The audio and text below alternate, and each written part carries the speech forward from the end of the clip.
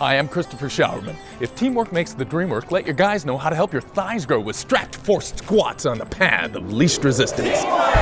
Strap onto a sturdy fence, tree, or post. To anchor your straps to an exposed horizontal bar, draw the hardware around the bar. Then pinch the nylon webbing in half and feed it all the way into the mouth of your clip to fasten securely to the bar. Facing the pick point, put your hands through the handles and fling back so the loops tighten around your wrists. With your weight in your heels, unhinge your hips like you're going to sit back in a chair. Squat low while leaning back to keep your power in your heels. Once you've got the form right, have a training partner press down on your shoulders only while you ascend. After a set of 10, have your training partner press down only while you descend. This will be a great quad and glute workout for you and a great core workout for your training partner. Then trade places so you can both feel the burn.